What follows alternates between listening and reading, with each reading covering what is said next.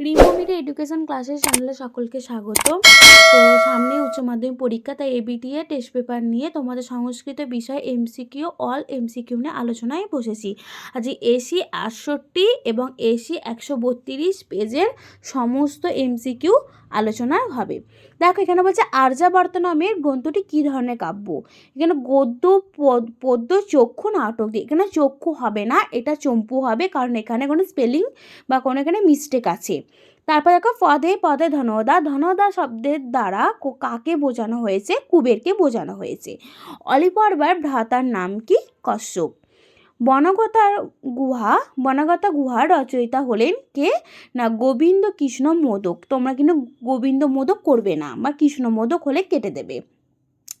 তারপর দেখো কৃষ্ণ কাকে উপদেশ দিয়েছেন? অর্জুনকে। কর্মযোগ ভগবত গীতার কোন অধ্যায়ে আছে? 3য় অধ্যায়ে।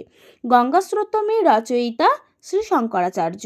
গঙ্গার অপর নাম কি? জাহ্নবী। কৌমুদীর পিতার নাম কি? ইন্দু শর্মা। তাহলে ইন্দ্র বর্মার ইন্দু শর্মার মধ্যে কখনোই গোলাবে না।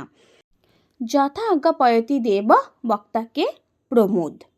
পরবর্তী দেখো কুহু শব্দের অর্থ কি? অমাবস্যা। রাজার বিবাহের আর কতদিন বাকি ছিল? 4 দিন। অভিজ্ঞান শকুন্তলমের রচয়িতা কালিদাস। বিশাখ দত্ত রচিত নাটক কোনটি? মুদ্রা রাক্ষস। চিকিৎসা শাস্ত্রের সর্বাপেক্ষা প্রাচীন গ্রন্থের নাম কি? চরক সংহিতা। পরবর্তী পেজ 132 নম্বর পেজে দেখো বলছে আর্যাবর্তনাম গদ্যাংশটি নলচম্পুর কোন উচ্ছ্বাস অন্তর্গত? প্রথম। কলত্র শব্দের অর্থ কি? স্ত্রী। রজস্তম শব্দের অর্থ ধুলোর রাশি বা ধুলির রাশি। অলিপর্বার গাধার সংখ্যা ছিল 3টি। কল্পলতামিব ফলদাং লোকে। কল্পলতায় কে? গঙ্গা। খলু বৈকুণ্ঠে তস্য নিবাস।